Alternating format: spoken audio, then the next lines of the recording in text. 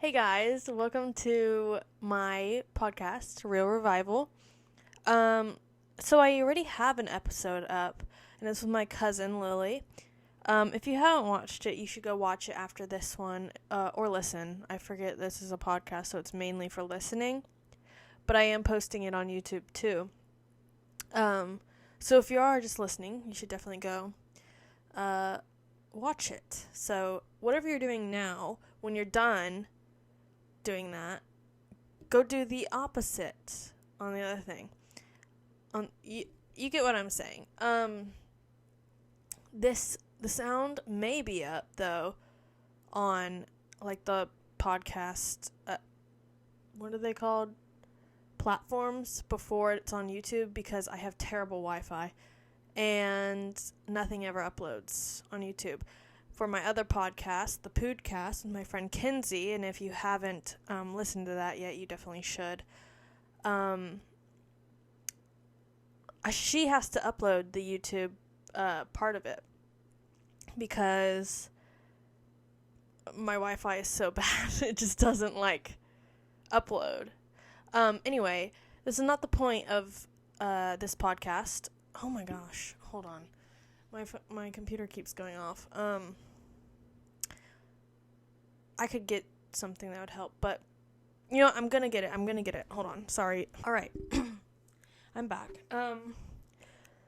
So this podcast is called Real Revival. It's my podcast that oh my goodness, speaking of, that I can talk about my favorite person to ever exist and that still exists, Jesus. And of course I have him here with me. But yeah, it's a podcast I made before my other podcast too. I just haven't found or recorded the right episode that I wanted to release yet. But I'm feeling good about this one, hopefully at least. But yeah, it's mainly so I can talk about Jesus, my experiences, my struggles, and even other people's experiences and struggles. I plan to have people on the podcast to talk to, because as much as I like to talk, I cannot talk to myself for very long. So that's why I've got my good friend, Savior, Lord with me, Jesus, to keep me company. Anyway, I named this podcast Real Revival because I want to be real with whoever listens. I want to be real with my struggles, and not only the blessings that happen to me or the great things that happen to me or things I've learned. I want to be able to share when I'm struggling, what I'm learning through that struggling, yes. But also I think along with it, I can share things that I've learned and experienced, and so that it can help other people. But also, if I'm struggling with something, maybe other people who are listening or on the podcast with me has some advice or something to tell me that'll help me as well through these struggles. So the point of me telling you the explanation of the name, one, I wanted to introduce you a little bit, because I didn't do that in the first episode, because it was with somebody already. But the reason I am explaining this to you also is because if we're being real right now, this outfit, I'm wearing pajama pants. And you're probably like, that's not that big of a deal. Everyone wears pajama pants everywhere now. But I threw this sweater on over, my pajama shirt. Because I'm not wearing this to bed. This is itchy. But I wanted to look, decent. My hair looks really good, if I'm being honest, from, just sitting in bed. Also, I've thought about it, and I want to record this podcast in my bed. But if I have I'm not going to worry about that right now. But what was I going to say? Oh, yeah, we should probably talk about something, and something I really feel like I could talk about right now, because I just, thought about it while I was doing my Bible study before, and I have it written down as something I do want to talk about in a future episode. And it's, basically doubt, and, doubting your faith, and doubting, in your beliefs, I guess, and doubting in Jesus. No offense, I'll elaborate, because I know you're real. It also disturbs me sometimes that I'm talking to a stuffed animal. I mean, it's not a stuffed animal. I was telling people, I got this for Christmas. Sorry, I get off track really easily. But, I got this stuffed Jesus, I guess, for Christmas. And I was telling my Pop what I got. And I was like, I got a stuffed animal Jesus. And my dad was like, he's not a stuffed animal. He's Jesus. And I was like, yeah, but he's a stuffed animal, because usually when you get stuffed things, it's like, this is my stuffed animal, blah blah blah. But I was like, I guess that is pretty bad of me to say. But I was trying to defend myself here, because I didn't mean it like that. And they're like, well, then call it stuffed Jesus. And I was like, but then that makes me feel like whenever you, kill, an animal, a real animal, and you, stuff it and put it on your wall, not like an actual stuffed animal. But, they were like, well, I don't remember what they said, but, maybe I'll call it a stuffed person. That sounds terrible, too. I don't know. If you have a suggestion, or what would you call this? Because, anyway, I'm going to move on to the topic of conversation of this podcast, because I could go on and on about this and get distracted, and I would never,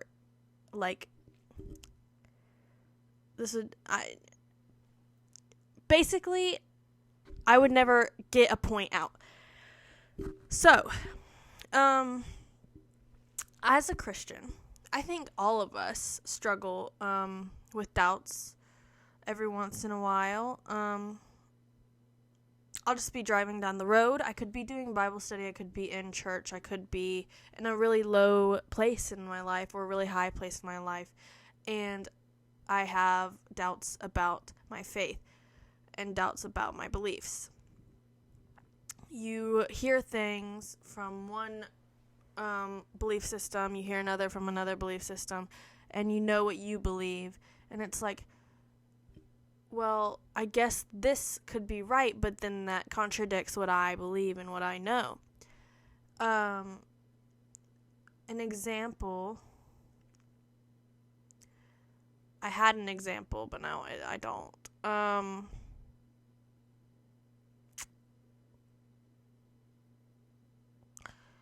I couldn't tell you what I was thinking. But anyway, we have, sorry, my computer keeps shutting off. It's terrible. So I feel like doubts are something as Christians we're definitely not strangers to. It feels terrible when you get them. And when you think about it, because it's no, I believe in you, God, because I've grown up believing this, and I feel firm and in my foundation in you. But sometimes you hear things, or you think about things a little too hard, and it's that doesn't make sense how this, happens. I was talking to my friend Kinsey yesterday, and we were talking about, if you ever seen The Good Place, it stars Kristen Bell. I don't know who else is in it. I just know Kristen Bell's in it because she's Anna.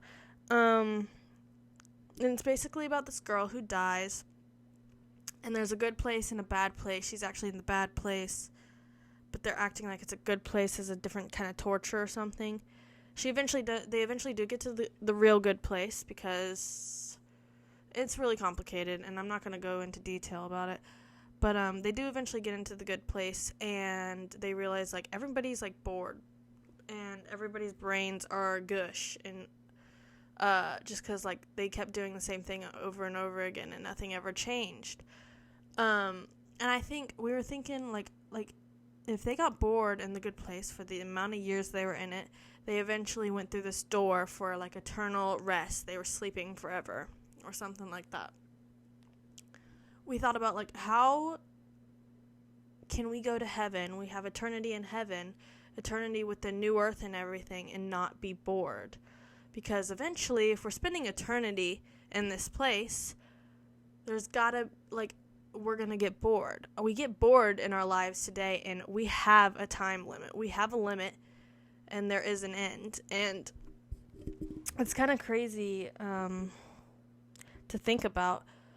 And just thinking about a bunch of different, like, topics that we discuss in church, or that we know to be true, but it doesn't make sense if you think too hard about it, can lead to doubts throughout our journey in faith. And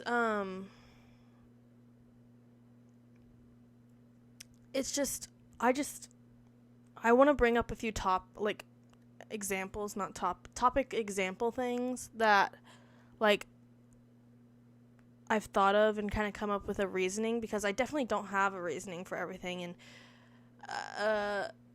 some things we won't ever have a reasoning for, even when we do get to heaven, because there are some things that only Jesus will understand, which is so irritating, but true. And I think once we do get to heaven, it's not going to matter, because we will be with Jesus, and I don't think anything will really matter besides the fact that we get to spend eternity with him.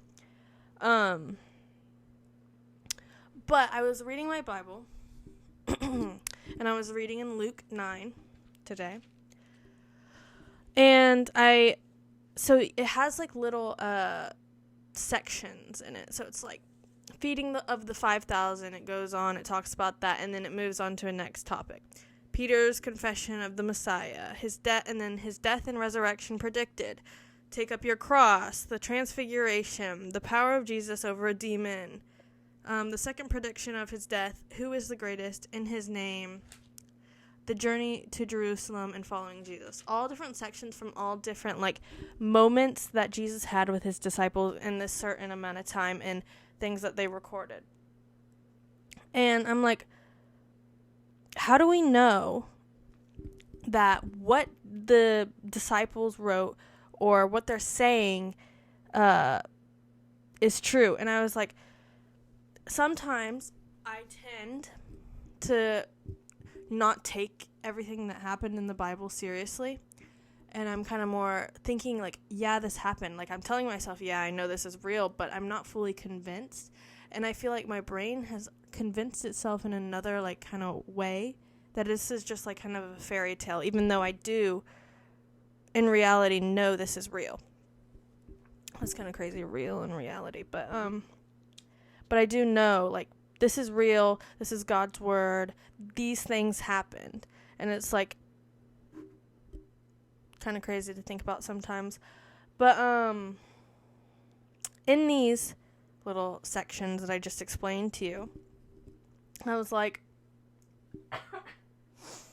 how do we know this really happened, and this is not just some random person making up, like writing a fictional story?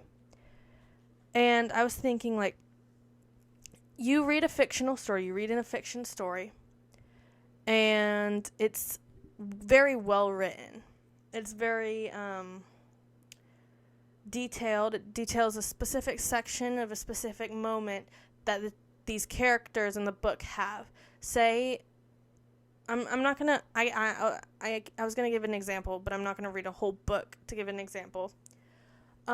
Say we're having a scene in, I don't know, a tree, and these two people are talking about something they're doing, and they're, I don't know, playing hide and seek. we have this whole story of what's happening here, and it's like a few pages long, or maybe a page long, or 2 pages long, whatever. We've got details about it, and we've got a lot of backstory to it. While we do have a lot of backstory in the Bible, obviously, because we're in Luke, and there's the whole beginning. But this one little subsection is 2 sentences. And I think that is so human of the disciples, even though this is one of the sentences is something from Jesus's mouth. But it's like, this is all they wrote down and all they remember from this one little section. But it was important because Jesus spoke and they had to write it down. And then they move on to another topic, but it's something they had to get in there. And I think that's so cool, even though it's only 2 sentences as a section. They go from who is the greatest, and I'm going to read Luke 9:46 through 48. An argument started among them who was the greatest of them. But Jesus, knowing their inner thoughts, took a little child and had him stand next to him. He told him, "Whoever welcomes this little child in my name welcomes me, and whoever welcomes me welcomes him who sent me. For whoever is least among you, this one is great." And then it moves on to saying, to the next section, saying, John responded, "Master, we saw someone driving out demons in your name, and we tried to stop him because he does not follow us." And it says, "Don't stop him," Jesus told him, "because whoever is not against you is for you." And then it goes on, and it's just a little paragraph of the next section. But I think that's so cool that it's like they're talking about something completely different from the last thing Jesus said, but it was so important that they wrote it down. And I'm like, if these people who write books are authors, this is a really famous book, obviously. And if we're being honest, it's not the best written. It's obviously written by somebody who's not meant to be an author. And it's so different, like each chapter is so different from one another, and then some are so similar, and it's because there were different people writing each chapter. And sure, there were some people that wrote multiple, and that's why multiple are very similar, but it's also different people for a bunch of different chapters. And I think that's so cool that you can kind of see the differences and the similarities between them all. And that shows us that this is, yes, a human written book, but it has encounters that people have had with God and Jesus, and things that Jesus knew was going to be written here, and that he said, and he told some of the people who wrote it these things, knowing that people thousands of years in the future would hear and read and listen to. I just think that's so cool. And I have something written down. Let me see. Oh, okay. So another thing with doubt. So I have a subheading because I feel really professional. It says, what Jesus said is happening today and people still don't believe. And I feel like this one kind of comes to me where it's like a bunch of different doubts kind of all together lead me to have a doubt, I guess, again, in my faith and in Jesus. And I feel terrible when it happens, but then I think like here's an example. We're told the rapture is coming. Oh, sorry, my nose is itchy. We're told the rapture is coming. And it's been a long time since Jesus left the first time. He ascended into heaven. And we know that his second coming is coming. And it's been so long where it's like kind of hard to believe that it's going to happen. I'm not saying let's do it, let's have the rapture happen right now, which honestly would not be the worst thing, because I don't know what's going on down here, but it's not great. But anyway, God predicts and says so much about what's going to happen in the future when the time continues to come near. And even like, not even say, like, even if the rapture is thousands of years away still, things that God has said are happening currently. And I just think that is so cool. And I'm going to read what I have written down here. But it's kind of hard sometimes to like wrap your head around, like, the rapture is going to happen, but it's like doesn't feel like it's ever going to happen. Or like yeah, maybe like there's so many things, like there's not enough evidence, I guess, of God existing. But then you think and you read the Bible and you hear everything that's going on in this time, and it's like, oh my gosh, God said this was going to happen. Jesus said this was going to happen. And here's what I have written down. I said, you know, it's crazy. The fact that Jesus literally said that people would turn against him and hate him, and us for loving and following him. And that's literally what's happening now. Wow, I say literally a lot. We can talk bad or go against the opinion about any other kind of religion or culture because the risk of offending or being canceled. But the crazy thing is that people seem to think that it's completely fine to dog on Christianity and say it's the most terrible thing to exist in the world and is full of the worst people and beliefs without a consequence from the world. Which is even crazier to think about, because if we are called to follow the will of God and his kingdom and not the will of the world,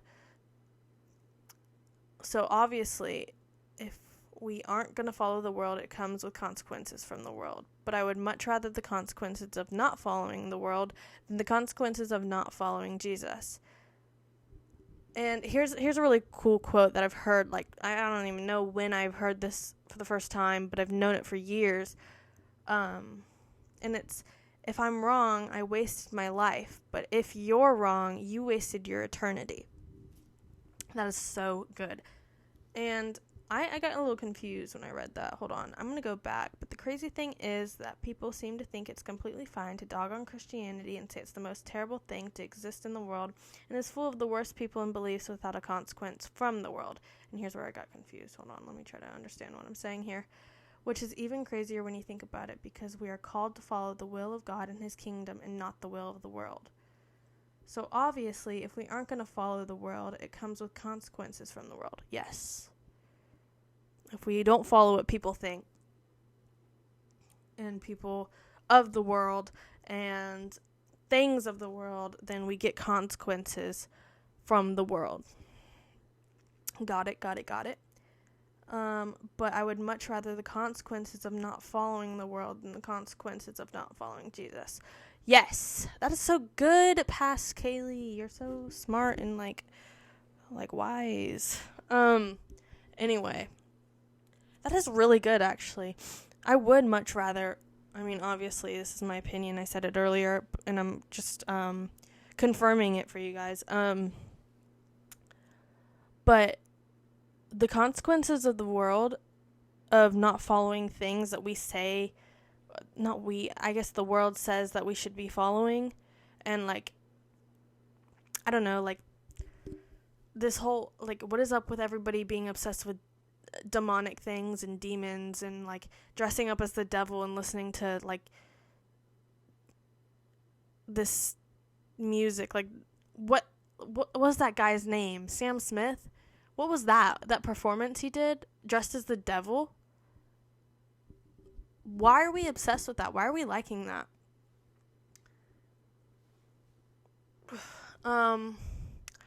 Who else has been very like devil-y lately? There's somebody else, I just don't remember who it is. Witchcraft, that's crazy to me. I don't even, not following that. I've seen TikToks of people who are in that kind of like, I don't know, headspace or into that kind of stuff where it's like they go through so much and they talk about their experiences, and I'm like, that sounds terrifying. I would not want to do that. I don't want to experience that. And like, I live such a better, like a happier life, a more joyful life with God, and I just don't understand why people wouldn't want that and instead want to be like terrified all the time and constant like fear and like stress. And obviously I go through, like, I have anxiety, I get sad sometimes, and I go through struggles, but it's like I have something that I know is going to help me get out of that. And it gives me hope for the future. God gives me hope for the future. Jesus gives me hope for the future. Knowing that, like, he has a good plan for me. And the reason this is happening to me is for a reason. And he's going to help me get out of it. And he's going to bring so much good and so many blessings out of it. And actually, to add on to that, I have a verse that I literally just read. So it's from him feeding the 5,000. And it says, "We have no more than 5 loaves and 2 fish," they said, "unless we go and buy food for all these people," for about 5,000 men were there. Then he told his disciples, "Have them sit down in groups of about 50 each." They did as what he said and had them all sit down. Then took the 5 loaves and the 2 fish, and looking up into heaven, and he blessed and broke them. He kept giving them to the disciples to set before the crowd. Everyone ate and was filled. They picked up 12 baskets of leftover pieces. He started with 5 loaves and 2 fish and had 12 baskets of leftover pieces. That just proves that God will help and bless us through any situation and provide us with more than we could have ever imagined that we would get out of it, because we felt like maybe we would never get out of it, or we knew that God was going to help us get out of it, but and bless us from this situation, but like with even more than we can imagine. And I just think that is insane. And I probably had a point, and I probably went off track so much, but I'm so glad I got to share that. Also, that was Luke 9:13 through 17. I forgot a piece of 13. I'll read it now. "You'll give them something to eat," he told them. So that was like the first like part of the paragraph I just read. And oh my goodness. I am a disciple. I'm not, but that is something I cry about a lot. And I'm getting real here. That's not something I should cry about, because I'm here for a reason. I'm placed in this time for a reason, and I should be grateful, and I am grateful. Thank you so much, Jesus. But, yeah, that's, like, it's really embarrassing to admit, but, yeah, I cry about, like, how come these people got to, like, walk around and hang out with Jesus? Like, I want to do that. I have so many TikToks about that on my TikTok. You should go follow me, maybe. I don't know. I don't know. It's up to you, but I think it's probably a good idea to follow me. I think I'm funny. Anyway, I don't really have much else to say other than, like, follow God, even through the doubts, because I have doubts every once in a while. I'm not even gonna lie. I had a doubt literally as I was reading my Bible right before this. And then now I'm talking about why we should not, I guess, succumb to those doubts. But yeah, don't follow the world, follow Jesus. I hope you guys enjoyed this, because I really did, and I'm excited to post this. I haven't been excited to post any of these episodes that I've recorded.